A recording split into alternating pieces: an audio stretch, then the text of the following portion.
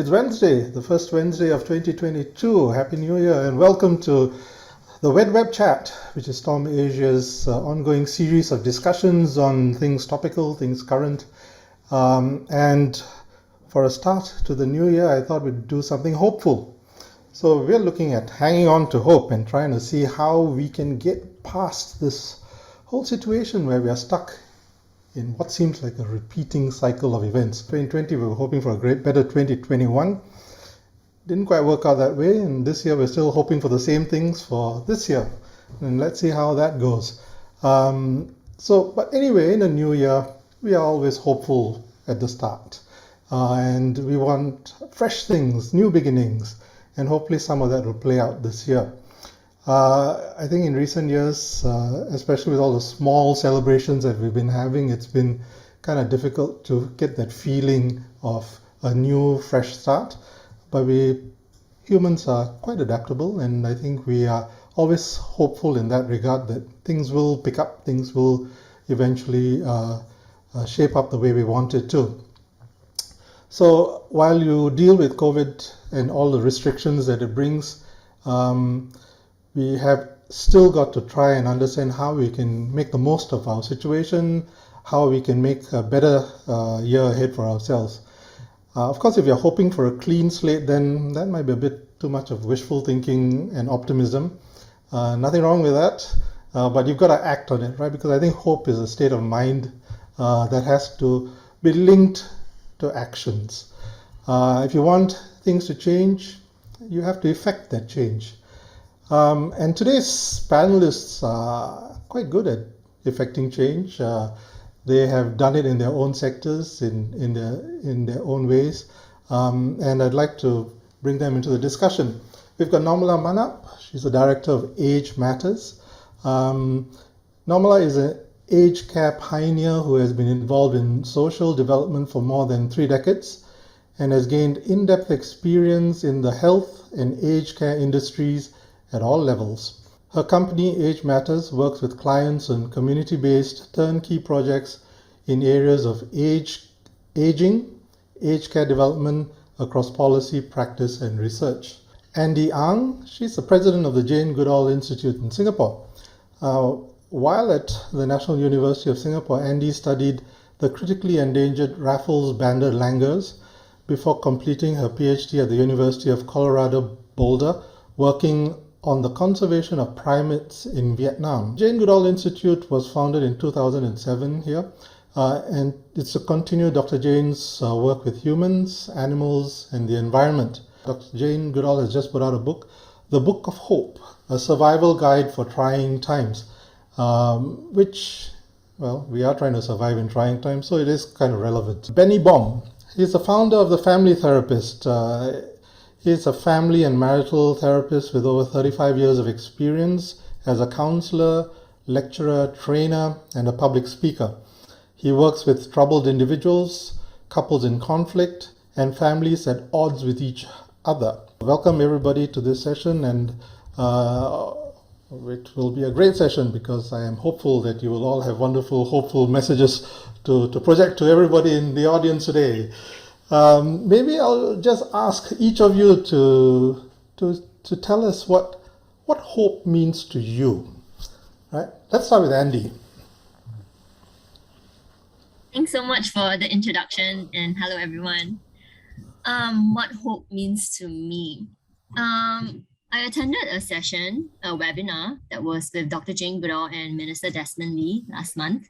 And when Dr. Jane was asked, what is hope? She explained that to her, hope is a verb rather than a noun. So to me, that resonates a lot, because sometimes when you tell people, you need to be hopeful, and or you tell people that I'm hopeful, it might seem as if you're just being hopeful, waiting there for things to happen, but things don't happen if you don't act. So when Dr. Jane said that hope is a verb, it means that with that spirit of being hopeful, you are actually making changes, whether it's small steps or big steps, or it will take a long time or a shorter period of time, but you're actually working towards in the direction that you want to see positive changes. So to me, that was really important because every time, when we're doing, whether it's biodiversity research or conservation work in Singapore, in Asia, or elsewhere, we might come across depressing matters and situations, or animals, in this case, are suffering, the forests are being cleared. And so, how do you actually continue to do the work that, hoping to protect the forest or protect the wild animals? You have to be hopeful and at the same time, perhaps find solutions to make those changes that you're hoping to see. So that's hope to me. Okay, great. Normala, what's hope mean to you? Actually, it's for me, it's quite simple. I think the feeling that something is possible. Yeah, so I think having hope for me is thinking that what is possible, and I think that's my idea of hope for people. For other people, will be the same also, that they think that something is possible. What if it is that they want to do or desire, that it is possible. Not everything, but something. So that's just hope for me. Yeah. Okay, how about realistic expectations? Is that worked into the desire as well?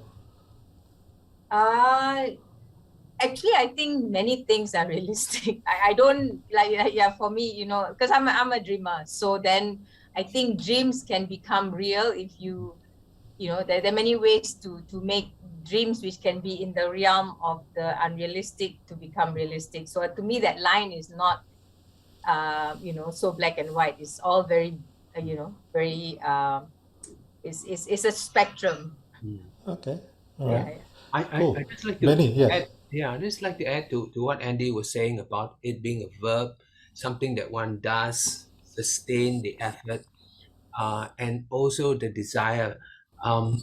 I think hope initiates change. The perception that I'm not happy with the state I'm in or the circumstances is what starts the change process. Sadly, in my line of work, I've come across people who decide not to hope. They've given up. They feel that maybe, sadly, some even feel they deserve the circumstance that they're in. I made a mess out of my marriage, so I deserve to be divorced. I deserve to be estranged from my family, my kids. But I think when we look at it and say, yeah, we are in this situation and we don't like it. We want something different. We have a vision of something different. That starts the change process. That has to be then sustained with more action and Okay. Yeah. So Benny, on that point, I mean, if you have a vision for something, if you've sort of said given up hope, how do you get people to revive hope and start thinking about having that vision, about dreaming and trying to realize and create new things? Well, you touch on a very important point, a lack, I think, in Singaporeans. Well, we don't dream enough. We are so pragmatic in our approach to life, which is a good thing, but sometimes too pragmatic. So when we stop dreaming, when we stop hoping, we begin to accept only what has happened or what is. We don't look at the future. And I think, we had an earlier conversation before we started where Andy shared about even chimpanzees have this concept of time and being able to look at the future. So for people who are stuck in the present or the past, we sometimes ask them, well, if you by some miracle can forecast or hope for something in the future, what would you like to see? And that starts the process. So a lot of hope is pegged to something that you would like to see, to have as an outcome, right? Yeah. Does the degree of the outcome realizing itself matter, or is it just to have that as a goal, regardless of whether you miss it or not? Can I add two more words besides that start of the process? The possibility and the probability. And if I hope for something where it's not possible, I hope to be reunited, have a second chance with my father and have a great relationship with him, but he's long gone, then that possibility isn't there. And some people live in that dreamlike state. Then, of course, the second one comes the probability. What do I need to do to make that hope a reality? So it has to be grounded on some verb, some action. Okay. Now, If I can say something here, can I? please, Ruth, yes. Yeah, because I work with elders a lot, right? Mm. And a lot of the time we encounter seniors who have little hope, so I want to make a pitch that hope is also how much hope people have is also very dependent on the circumstance or the environment that they're in. So in an environment like that is very ageist, like ours is, but not only in Singapore, but a lot of in other social contexts also very ageist. It's very, very difficult. Where so much is stacked against you for you to be hopeful. So I think hope is also also depends on the environmental or the structural context that you are in. If that environment is one that is enriching and encouraging or nurturing of aspirations, then the individuals in it are hopeful. And the reverse is true, especially for elders. Andy, do you think there's a sense of hope in animals as well? Or are there lessons that we can take from the animal kingdom to apply to ourselves? Are they feeling hopeful? But a lot of times such definitions are very human centric. So to really examine if other wild animals are hopeful or not, it's quite difficult because we are always imposing human standards on them. So like intelligence, right? A lot of times people say, oh, chimpanzees are not as intelligent as humans because they manage to do this math formula, but not this one. They can't do this calculation, but humans can. But chimpanzees can survive in the forest, can climb trees. Can humans do that? So are they intelligent or not? So I think if we have that in mind, we might not be able to examine if wild animals have the same kind of hope like humans. But if we were to see hope as having a sense of knowledge of the past, present, and future, so like the events that have gone or what events might happen in the future, then I would say that certain animal species, like perhaps chimpanzees and gorillas, who have a sense of time, they might be able to feel hopeful in situations. So for example, when their loved ones or their child have passed on due to disease or being killed by other territorial groups, but a new family member is going to be born soon.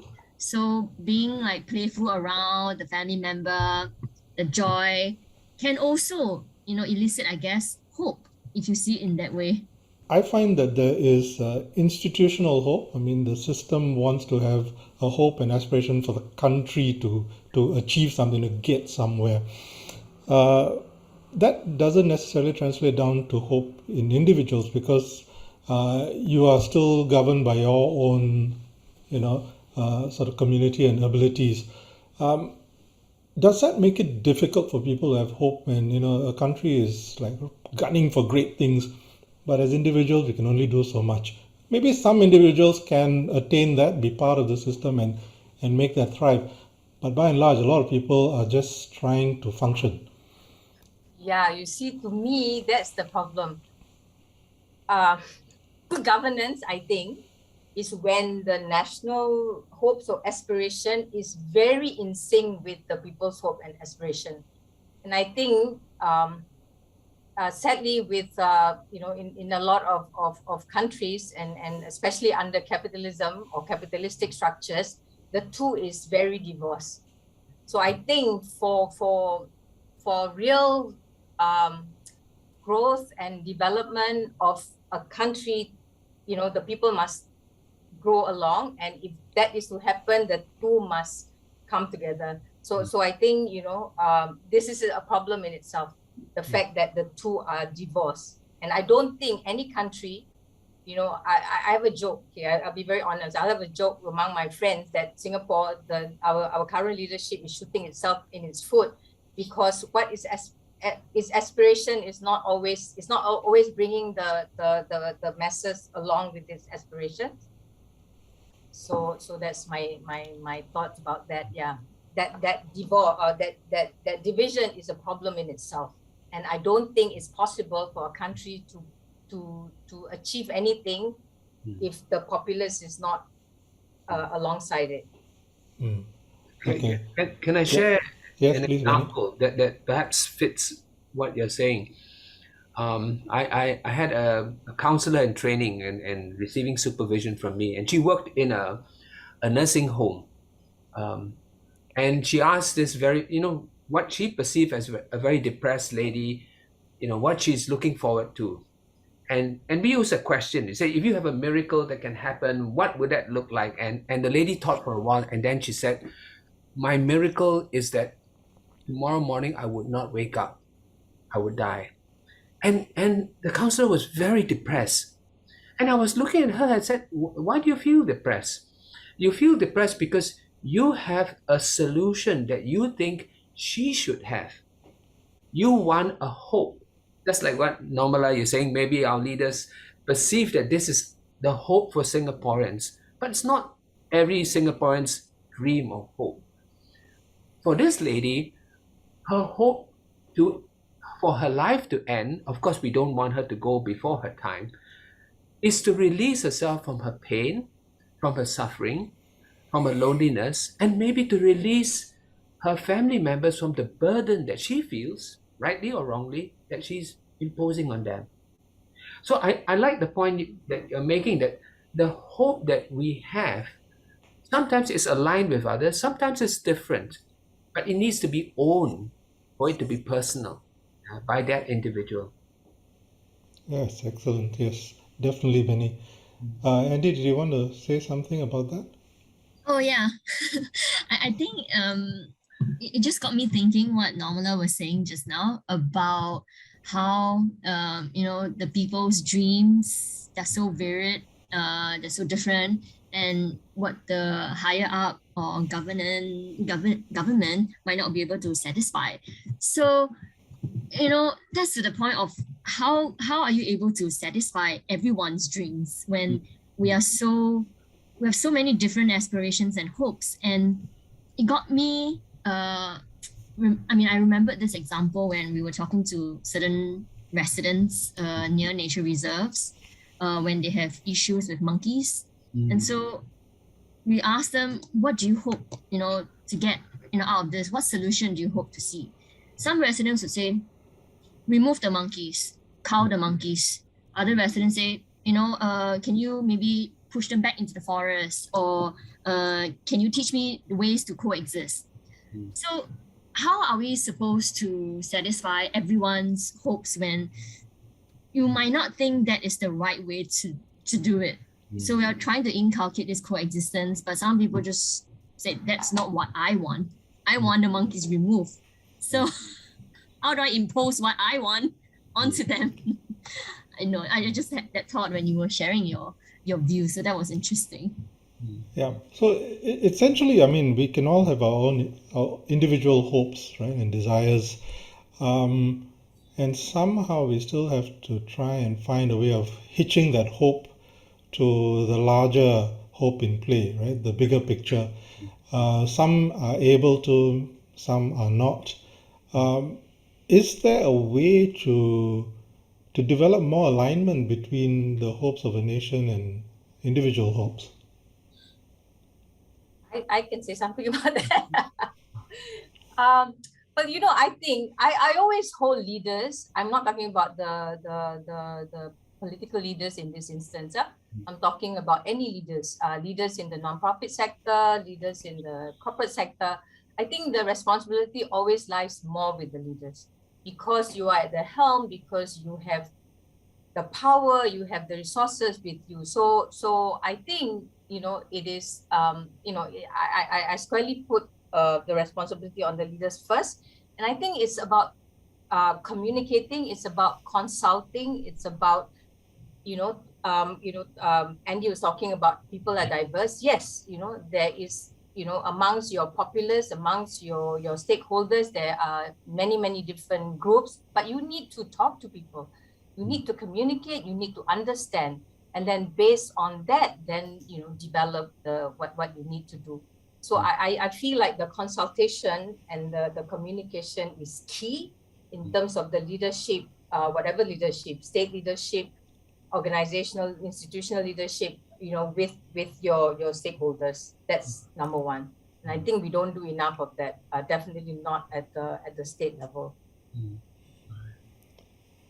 I like to just echo that, because I do think over the last couple of years, I see efforts on the part of the government to have more conversations with people, which is quite different, because I can remember some National Day speeches where a blueprint is rolled out for the whole of Singapore. Say, this is the 5-year plan. This is what Jurong would look like. This is what Changi Airport would look like. And, we are suddenly given all of these plans, and whose dreams are those? I think conversations are important to get people to express what may be in their heart, their longing. Now, it doesn't mean that everybody's wish can be fulfilled, but at least we need to have the confidence that our longings are not in conflict with each other. I think when you boil down to the common man in the street, our longings are very similar to one another. It may be expressed in different ways. But if we can have those conversations, then we can build a more cohesive community. And that's my dream. Yes, we should all have dreams. Andy, with the Dr. Jane Goodall's book, her current book, it's called The Book of Hope. Yeah. It's about a survival guide for trying times. What did you get out of this book, and what do you think are the lessons that we could learn from it? So Dr. Jane Goodall, before COVID, has been traveling 300 days a year to various countries to share her reasons for hope, because a lot of times different people, different individuals, we are in situations that make us hopeless, and then when you're hopeless, you don't do anything, right? Like Benny was sharing. So for her, the fact that she's actually traveling so many times and to so many places, she has seen a lot of depressing matters, and she can still remain hopeful, because she said that she has 4 main reasons for hope. Number 1 is the amazing human intellect. So she believes that human beings are very intelligent, and so we should be able to find solutions to depressing matters, and for people to coexist with each other. And the second one is the indomitable human spirit. So, even though we might be faced with difficult situations, she believed that human beings are strong enough, and we have the support of the community to really bring us hope, to lift us up again, in order to be more positive and leave the negative situations behind. So that's the second reason. And the third reason is the power of youth. So because of this, she has set up a Roots and Shoots program since the 1990s to really share knowledge with the young generation, and to empower them to know that they can make changes as well. So it's not a world dominated by adults, but that, as youth, you have the power to make changes. And they have a long runway to make those changes. Number 4 is the resilience of nature. So, we see destructions of our forests, our habitats, but if we leave them alone, little saplings come back, the birds come back, nature flourish if we leave them alone. So just this fact alone shows us that nature is so resilient that, if we're able to stop destruction or restore nature, we can actually bring back those valuable biodiversity and to stop the climate crisis from getting worse. So I think this book is really worth reading. If you haven't had a chance to read, you have to. Yeah, I think a lot of these are fairly they're steeped in logic, right? Many of these things it seems to be something which eludes a lot of people, logic. But sad truth, unfortunately. But how can we sort of bring these sort of messages, which rather than keeping it to a book and the occasional talk and the session, how can we bring it to a larger audience? How can we translate that into more realistic, applicable methods of comprehension for the public? The book is definitely a good start because it is a material that people can have access to. Having A lot of webinars people or don't like talks. to read. They want to Sure, watch it. They want to I watch like to read Netflix. too. We do a documentary, maybe they'll watch it. But the fact that there was a book out there, that people are talking about it, there might be webinars talking about the book, there might be social media, platforms that are talking about the book. The fact that it's out there, people are sharing about it, word spreads.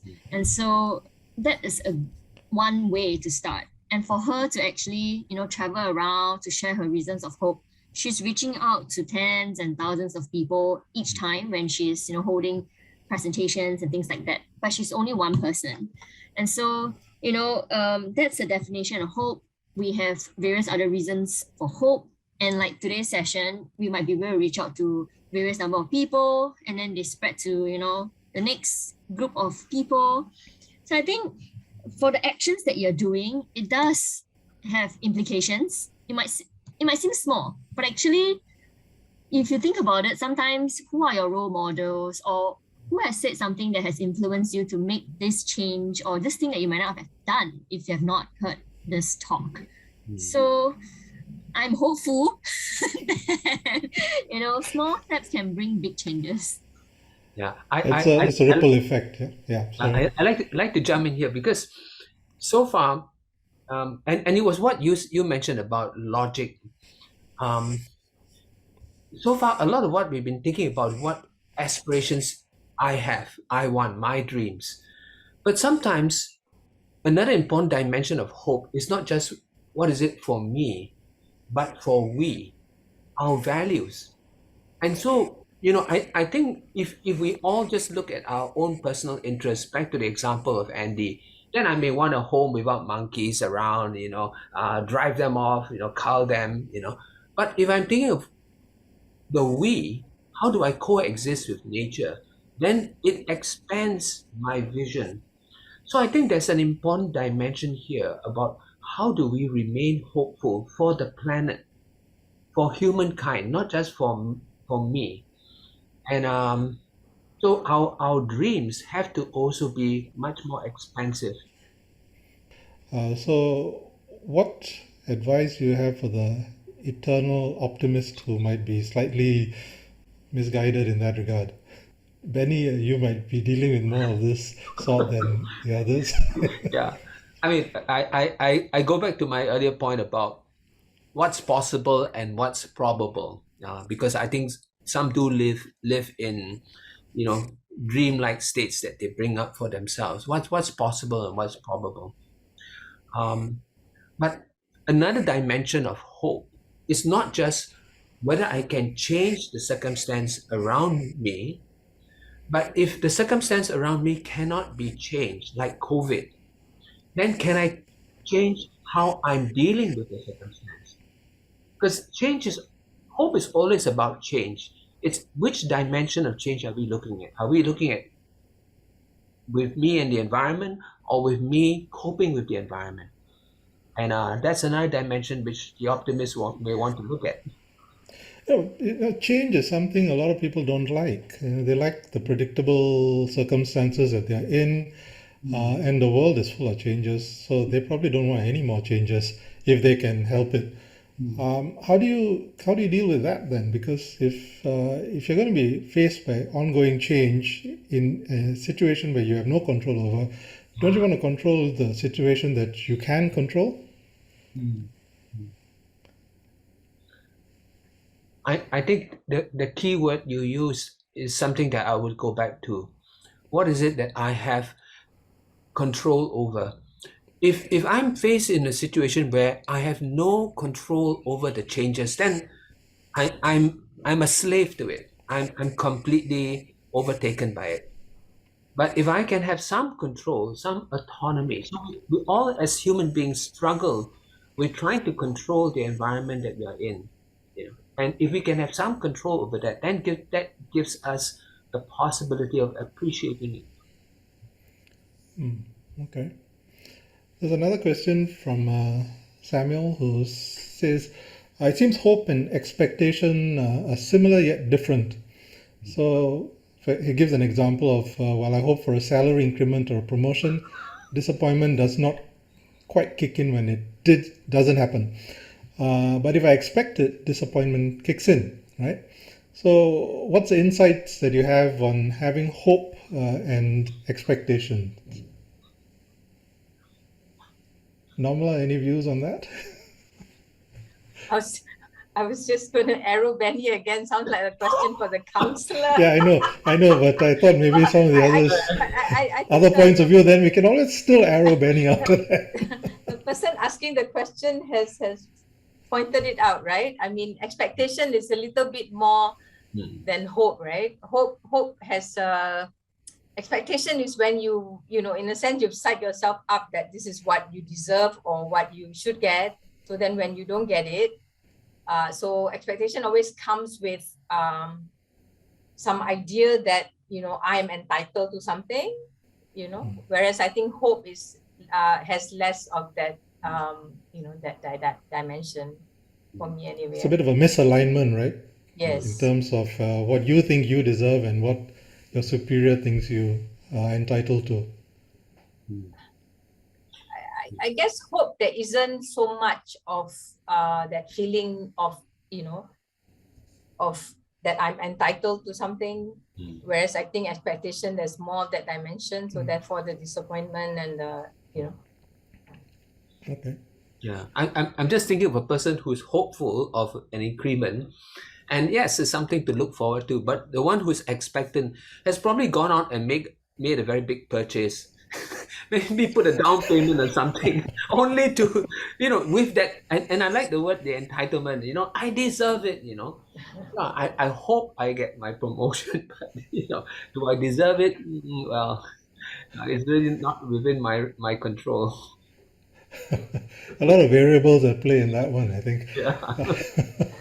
No, but you spoke about COVID earlier, right, and how it's affecting a lot of people. I was just wondering, over such a sustained period of, you know, sort of being hemmed in and not being able to do so many of the things that you would like to do, and I think even with the younger generation, this is a time for them to interact. But of course, they've got their devices to do that, and they continue to do that. But physical interaction, meeting people, those sort of things. What does that do to your sense of hope, you know, that it will get better? Because this is ongoing and it's continuing to change as we take each step each day. What we are seeing across the globe, mental health has been taken a hit in most populations.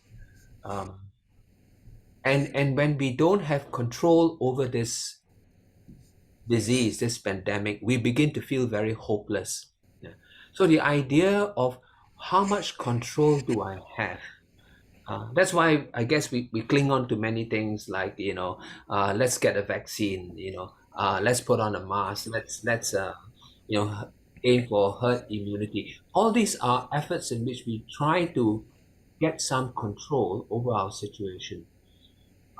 And when some of this don't give us the outcomes that we want, we feel a sense of pessimism. We stop planning for the future. I mean, some are even wondering, you know, will I ever, with my graduation, ever go into a normal office to work and have normal colleagues, you know. So those things do throw up.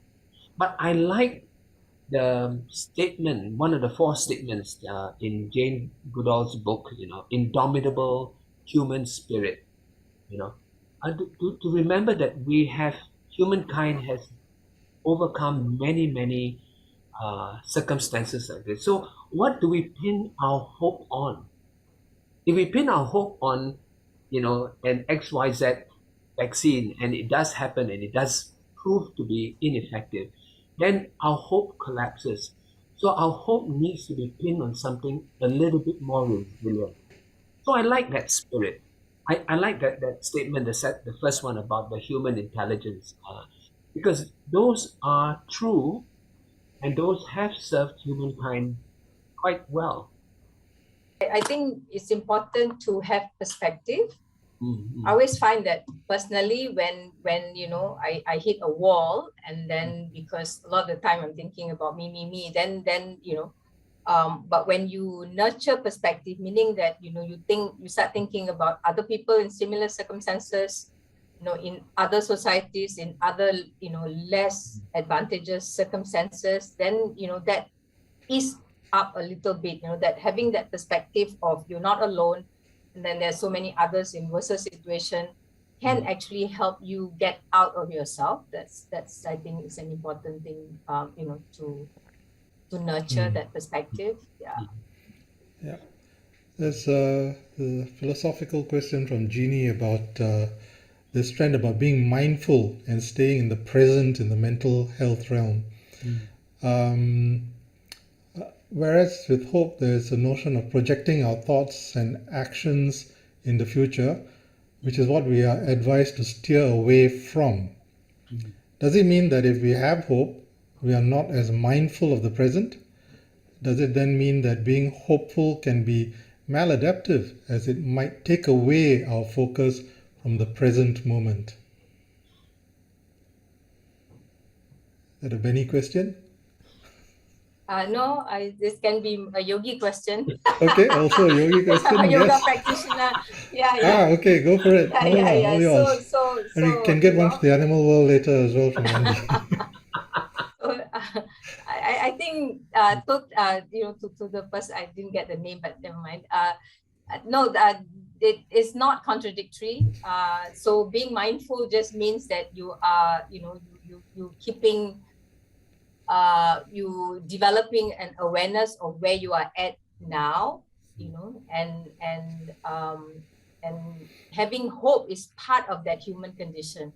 So if you are currently feeling hopeful, and you can connect with that feeling of hopefulness, that's not necessarily going to take you out of being connected with whatever sadness or pain that you're feeling now. So the two can coexist well in your mindfulness. I think there's a lot of value in the mindfulness movement, where we are getting in touch with ourselves and drawing the human potential out a little bit more. But I agree with Normala. It's not contradictory, because to be hopeful, one of the elements of being hopeful is to be tethered to reality. Hopefulness is not anchored on reality, then becomes delusional, which is not good for mental health. Yeah. So do have that grounding, but if one is just grounded on the reality without a desire for change, for possibility, then there's no growth. There is existence in the present. I think we need to have a little bit of growth, pushing the boundaries, but yet being very rooted in reality. With a lot of people stuck at home, nature seems to have flourished. Nature seems to have benefited from that. Are you hopeful that, this is a positive outcome from COVID, that nature will make a sort of heal, given a chance to heal? I think rather than nature having a chance to heal, because it's probably a short period of time, now we are all out. Because I'm thinking of the previous question about COVID and people feeling stuck. Yeah, so I noticed that, after the restrictions were eased and people could actually go out, still can't really go overseas. They, instead of going to shopping malls, there are a lot more people going to nature areas to take a walk, to exercise, to breathe in fresh air. And, talking to these people, I was getting more hopeful because they began to realize the importance of nature for mental health, for physical health, for emotional health, because they're able to really go out there and be away from people and to take like a slow walk, which they probably never really do that when they were all busy with work before COVID and all traveling overseas when the holidays come. But because they can't go overseas, they can only go to places in Singapore.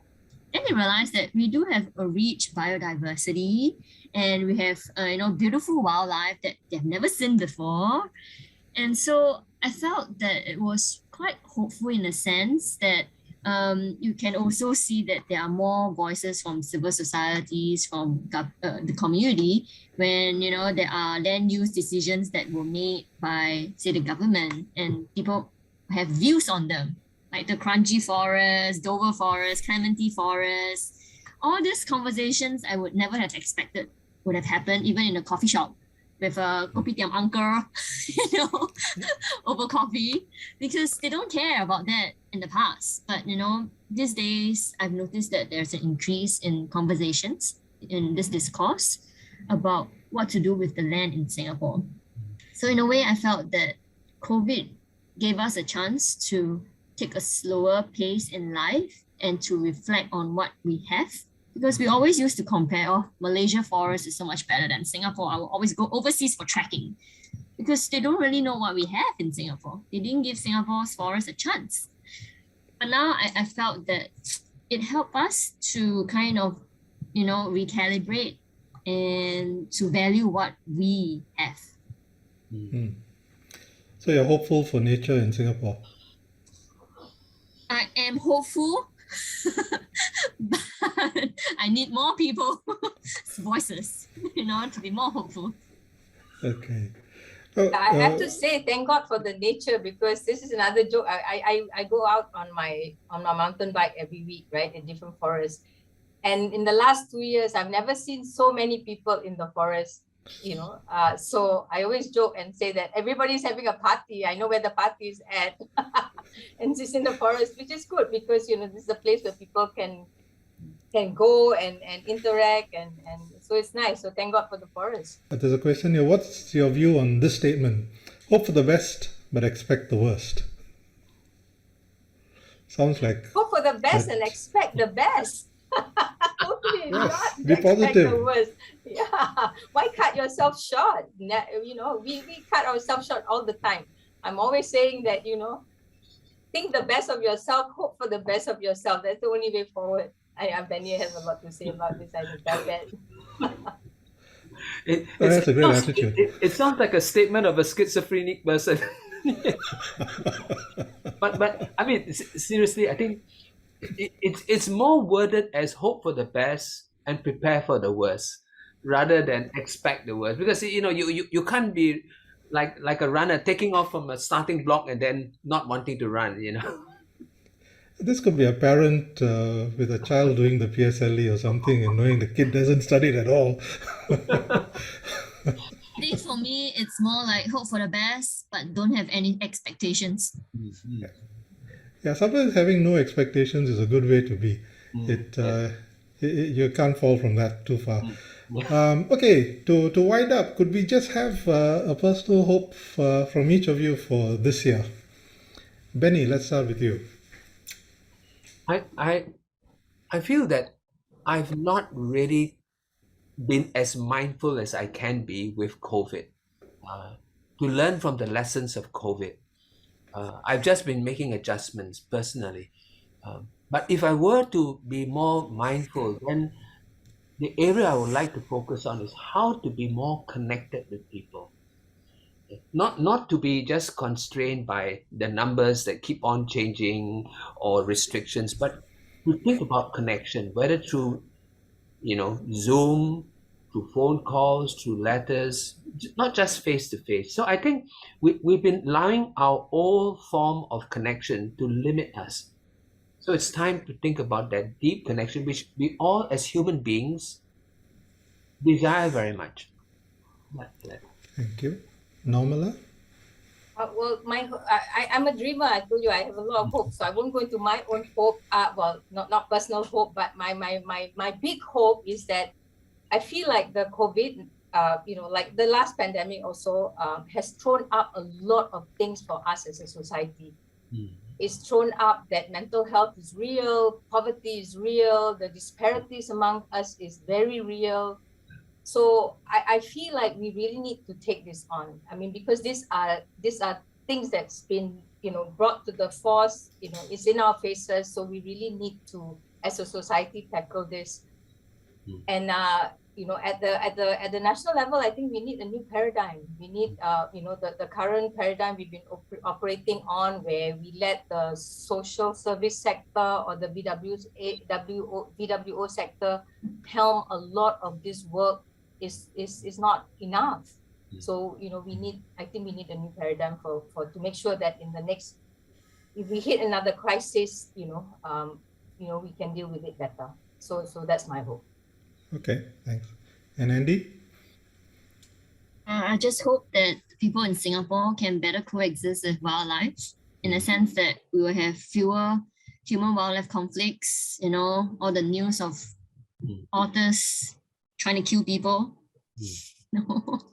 or like monkeys attacking. So that's my hope for the year. Okay. Benny, Namla, and Andy, thank you for contributing to this session and making a quite lively discussion covering a variety of topics. I think at the end of the day, I think hope is everywhere. It's where you see it, where you want it to be. And if you can find a way, as Benny says, tether it to your reality, tether it to reality, you might stand a better chance of achieving to some extent what you hope to get out of this. And on that note, I just hope everybody has a great 2022 ahead for them. That we may have to live with COVID, but we can learn to live with it and try and work around it if possible, as far as possible. So have a great year ahead, and thank you so much for being in this session, and thanks to the audience as well for those super questions. Thank you. Take care. Thanks so much.